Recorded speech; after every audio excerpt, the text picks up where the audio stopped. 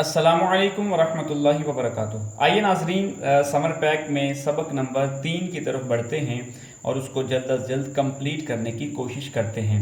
सबक नंबर जो हमने सबक नंबर 1 और सबक नंबर 2 हमने कंप्लीट कर लिया। अब सबक नंबर 3 देखते हैं। बाब नंबर 3 में वो जो चैप्टर वो उसमें समर पैक के हवाले से हम देखते हैं कि वो क्या चीज़ें इसमें हमसे पूछ रहे हैं और क्या चीज़ें हमें इसको हमने हल करनी है। सबसे पहले उन्होंने बताया, बाब नंबर बताया है, बाब नंबर 3 है, उसके बाद सबक नंबर बताया है। सबक नंबर 2 है, सबक का नाम हज़रत मोहम्मद रसूलुल्लाह ख़ातमुन नबीयीन के अखलाक व हसना। अब यहाँ पे हम किताब में चलते हैं, किताब की फ़हरिस्त की तरफ अगर बढ़ते हैं तो यहाँ पे हम देखें किताब की फ़हरिस्त में हमें एक चीज़ जो है वो नज़र आएगी। किताब की फ़हरिस्त में अगर देखते हैं तो हमें ये बाब नंबर 3 में सबक नंबर 2 ये हमारे पास मौजूद है। पेज नंबर 30 पे हम पेज नंबर 30 की तरफ बढ़ते हैं तो यहाँ पे ये हमारे पास जो है पेज नंबर 30 का हमारे पास मौजूद है, अब आ चुका है। यहाँ पे हमने देखा है मोहम्मद सल्लल्लाहु अलैहि वसल्लम ख़ातमुन नबीयीन के अखलाक हसना। यहाँ पे इस सबक के हवाले से वो चंद क्वेश्चन चंद मालूमात हमसे पूछेगा। सबसे पहले उन्होंने हमसे सवाल पूछा है, नबी करीम सल्लल्लाहु अलैहि वसल्लम ख़ातमुन नबीयीन की ज़िंदगी हमने इस पहरे को किताब की मदद से मुकम्मल करना है। हमारे पास ये पैरा पहले सफ़े में मौजूद नहीं है, दूसरे सफ़े में ये पैरा मौजूद है, लास्ट वाला।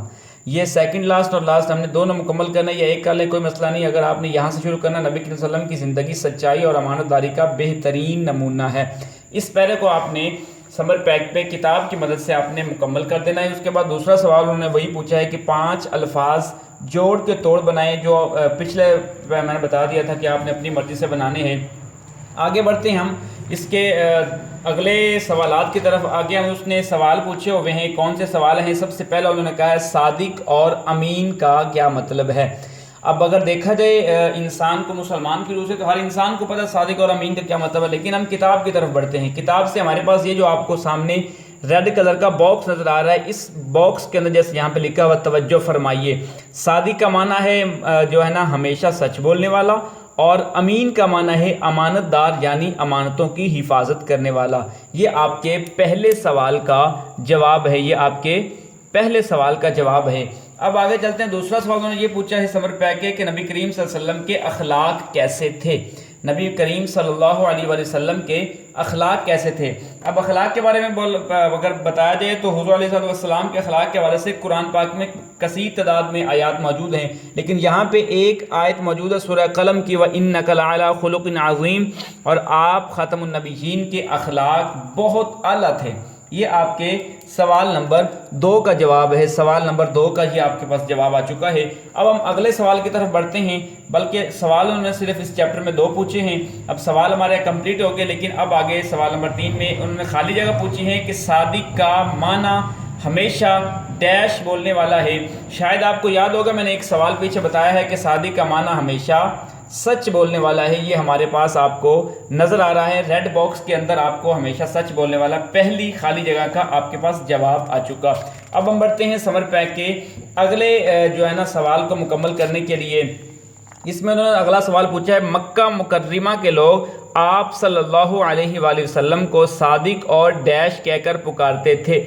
मक्का मुकर्रमा के लोग जो हैं वो आप सल्लल्लाहु अलैहि वसल्लम को सादिक और अमीन कहकर पुकारते थे। मतलब सादिक और अमीन कहकर पुकारते थे। आप देख लें सफ़ा नंबर 31 पे सेकंड लाइन में आपको लिखा होगा कि लोग आप ख़ातमुन नबीयीन को सादिक और अमीन कहकर पुकारते थे। ये आपकी दूसरी खाली जगह जवाब। हमारे प्यारे नबी हज़रत मोहम्मद सल्लल्लाहु अलैहि वसल्लम बेहतरीन डैश के मालिक हैं। ये आपने देखना है। सबसे पहले ये ना बेहतरीन डैश के मालिक हैं। कौन से बेहतरीन, किस चीज़ के डैश के मालिक हैं। अब यहाँ पे हमने एक सवाल पढ़ा था कि आप सल्लल्लाहु अलैहि वसल्लम ख़ातमुन नबीयीन बहुत आला अखलाक के, बहुत आला अखलाक पर फायज़ है। यहाँ पे आपने बेहतरीन जो है ना वो बताना, हमने बेहतरीन अखलाक के मालिक हैं। यहाँ पे हुज़ूर अलैहिस्सलाम की सिफ़त बयान की गई है कि आप जो है ना बहुत आला अखलाक के मालिक हैं। आप ख़ातमुन नबीयीन हमेशा सच बोलते और दूसरों को सच बोलने का डैश देते। यहाँ पे आप अगर इसमें अगर आप तलाश करते हैं तो आप जो है ना इसमें आप तलाश भी कर सकते हैं, यहाँ कोई मुश्किल नहीं है। आप खुद भी सच बोलते और एक साफ सा बात है, हर इंसान खुद कहता है कि हम खुद भी सच बोलें, दूसरों को भी मौका दे, सच दूसरों को भी कहें कि बेशक सच बोलें। ये हुज़ूर अलैहिस्सलाम का भी यही मामूल था कि आप सल्लल्लाहु अलैहि वसल्लम हमेशा सच बोलते और दूसरों को भी सच बोलने का हुक्म देते। سچ بولنے کا حکم دیتے۔ یہ آپ کا جو ہے خالی جگہ کا یہ سچ بولنا حضور دوسروں کو بھی سچ بولنے کا حکم دیتے تھے۔ آگے وہ بات کر رہے ہیں کہ یہاں پہ جو ہے نا وہ پوچھ رہے ہیں، وہ کہہ رہے ہیں کالم الف کو کالم بے سے ملائیں۔ نبی کریم خاتم النبیین ایک مرتبہ نبی کریم صلی اللہ علیہ وسلم ہمیں چاہیے کہ ہمیشہ امانت کی۔ اب 4 ہمارے پاس کالم ہے الف میں اور 4 ہی ہمارے پاس بے حصے میں ہے۔ ایک نبی کریم صلی اللہ علیہ وآلہ وسلم جو ہے وہ کہہ رہے ہیں کہ یہاں خاتم النبیین جو ہیں ہمیشہ سچ بولتے، پہلے کو آخری کے ساتھ۔ ایک مرتبہ نبی کریم صلی اللہ علیہ وآلہ وسلم صفا پہاڑی پر تشریف لے گئے، دوسرے کو پہلے کے ساتھ۔ ہمیں چاہیے کہ ہمیشہ سچ بولیں، تیسرے کو دوسرے کے ساتھ، ہمیشہ امانت کی حفاظت کریں، آخری کو تیسرے کے ساتھ۔ اس طریقے سے آپ نے یہ مکمل کرنا ہے۔ تو ناظرین ہمارا جو ہے سمر پیک میں 1 کلاس کا اسلامیات کا جو ہمارا سمر پیک میں جو حصہ تھا، مطلب جو سلیبس تھا، وہ ہمارا اسلامیات کے 3 چیپٹرز تھے۔